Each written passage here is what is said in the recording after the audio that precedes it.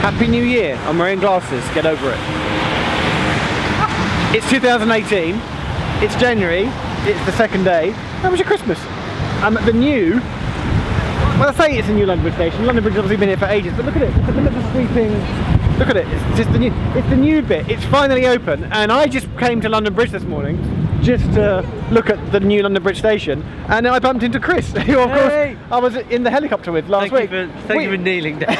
I do appreciate it, Jeff. No, you are quite short. I'm trying to stand on my heels.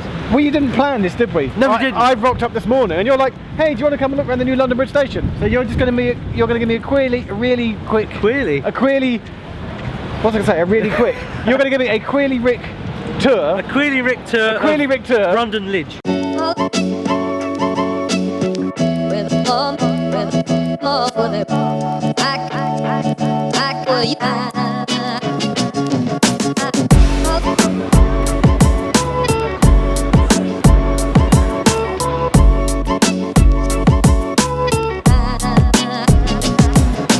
Today we can sit on the plinths. So you meant to sit on these? Yeah. Okay. But this is one of the new. This is one of the. We're on the Tooley Street side, right? This is Tooley Street. So we're on the eastern side. And this has basically only opened up yesterday? Yeah, today? No, today. Opened up today, yeah. Literally, it's at 5 AM this morning. So this is a brand new entrance into London Bridge Station, right? Correct. There's never been one here at this end of the station before. It's just kind of cool. So one of the things I kind of like about London Bridge is they put the British Rail Crow's Feet logo sticking out of the wall, and there's one of them just up there. And if you're outside of London Bridge, so if you're looking towards London Bridge, the logo's the right way round. But if you're this side of the logo, it's like the old Thameslink logo. Do you remember that? Because it's reversed. Chris is now holding the camera. So we're still on the Tooley Street side. So this is the other new entrance which opened this morning. You can talk. We'll pretend that you're here. The mic will pick you up. This other entrance also opened. That's correct. That opened this morning as well. So there's now what would people call the traditional main entrance, sort of up top where the buses are. Yeah, so what we call the Shard Concourse, where the bus station is. Then there's sort of the one down below, which you might come in from the tube. That's right, which we're going to go and walk down very soon because it looks really cool. Then there's two here on Tooley Street. That's correct. And there's two on the St Thomas's side of the street. So there's now 6 ways into London Bridge Station. Absolutely. 6? Well, there's several reasons for why I think platform 1 is cool. First one is that it's actually my platform for going home. Although my train isn't here now. The other reason is that London Bridge never had a platform where this platform is. So it originally they were all island platforms, and this platform 1 is a wing platform. It comes in from the edge, and it never had a platform there. So it's completely new. So this is the new London Bridge platform 1. There you go. So that was the 1227 to Slade Green. So what platform would that have gone from before? So that would have been a Cannon Street train, and it would have gone from the old platform 1, which is kind of roughly where here. So what was here before? Where we're standing now? What would have been here? Basically where this platform is here was just track, and then there was an overbridge, and then the original station offices were literally just there next to the Shipwright Arms. I think it's really impressive, and this is what always frustrates me. There's people on this platform that are just like, yeah, I'm just getting a train.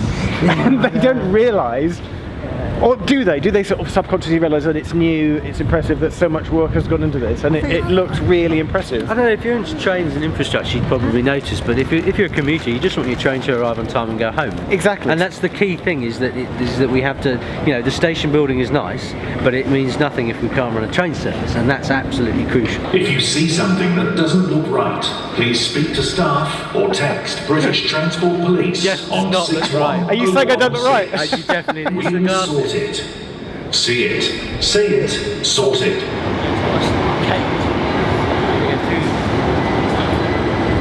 So can you see there's like a line in the ground here? That's where the wall was. If you're a London Bridge regular commuter, you've been like, oh yeah, there was like, what was it, like a blue hoarding? It was a massive blue hoarding in Boom, 2018. that's gone. It's now opened up. That's what's new. That's the bit that's opened up. Ticketing and non-ticketed?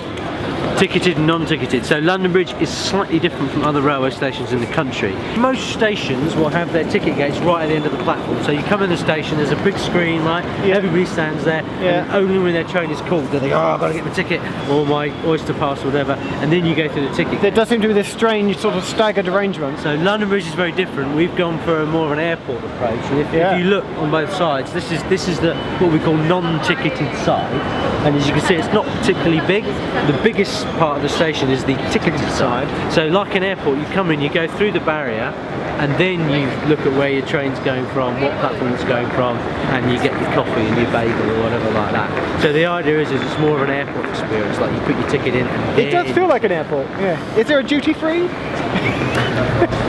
No. There should be, you should do that.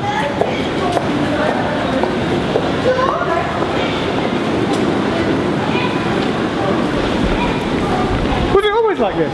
No.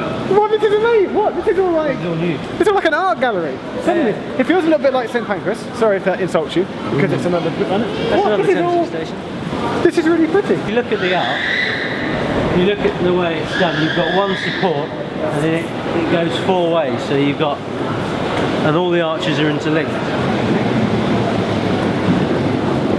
To put this into context, if you're like, where are these impressive new archways? Well, look, there are the toilets. So if you're used to knowing where the London Bridge toilets are, which are free by the way, aren't they? London Bridge, free toilets. Will they always be free?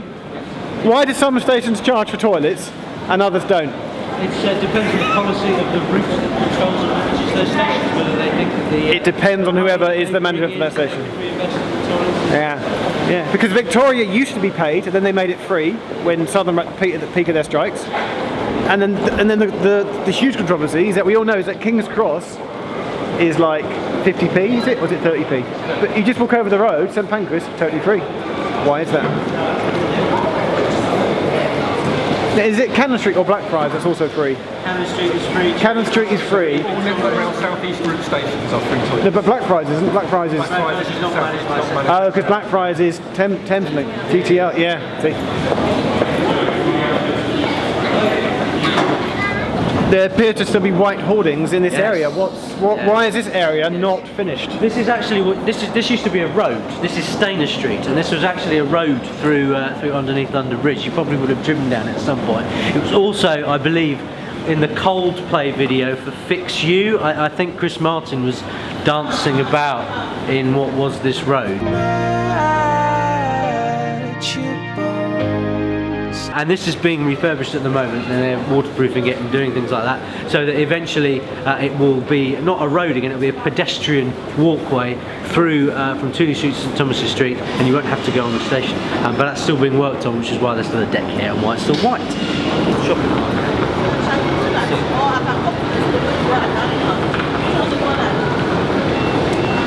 Right, so we're just walking through to the western side, the other side. This is it St Thomas's? St Thomas's Street. And there's this entrance here. What I'm not trying to work out is, do you think people will still regard sort of the upstairs taxi rank bus stop entrance as like the main entrance? I think it depends. Or will people consider the Tooley Street side to be the main entrance? What's going to become the main entrance? I think of it will London depend Bridge? where you work. So if you're taking the tube, then you would be more than likely come down through this concourse and through the Western Arcade. But it depends which bit of the train you're on. So if you're coming in on a southern train, right, which in one of the terminating platforms, if you're at the back, it's quicker to come down the escalator and go straight through to the tube. That's very interesting. If you're at the front, you'll go out the front.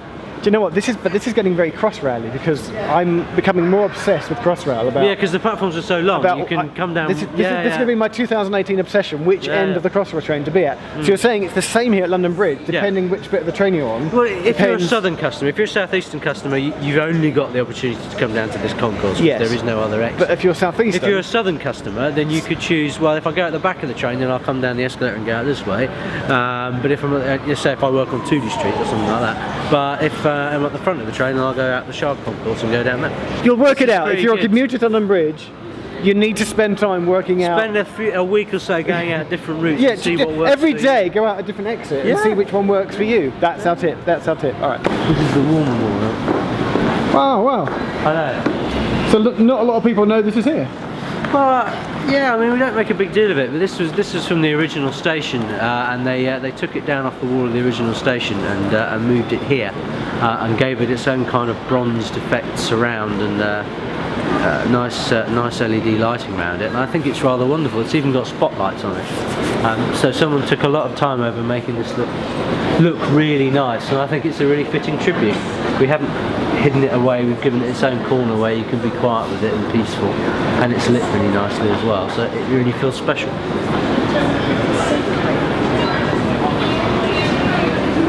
Chris has just said something superbly geeky. This is a what?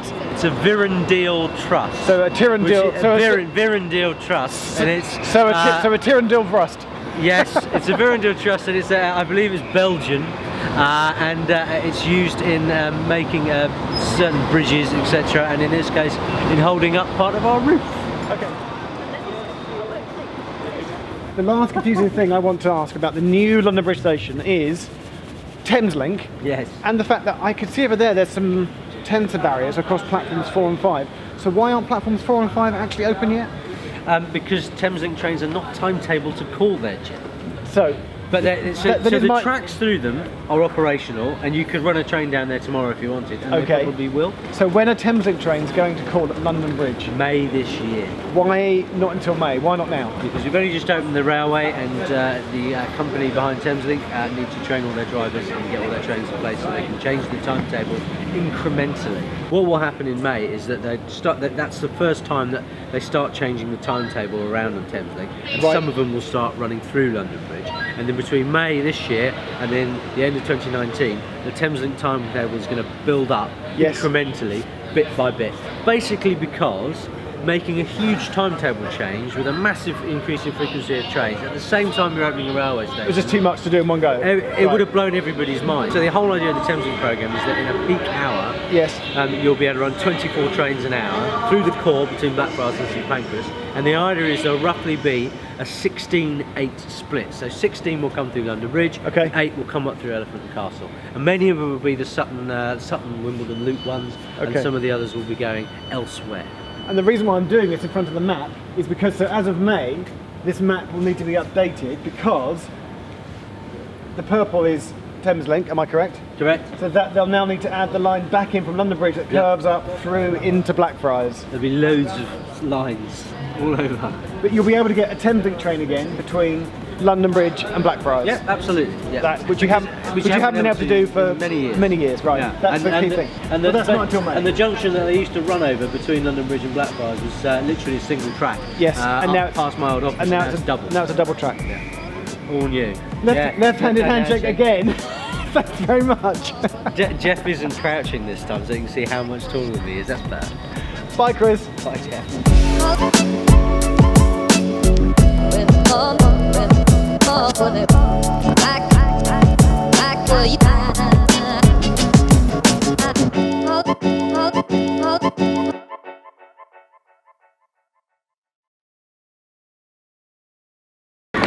What was that, Chris? See it, say it, sorted.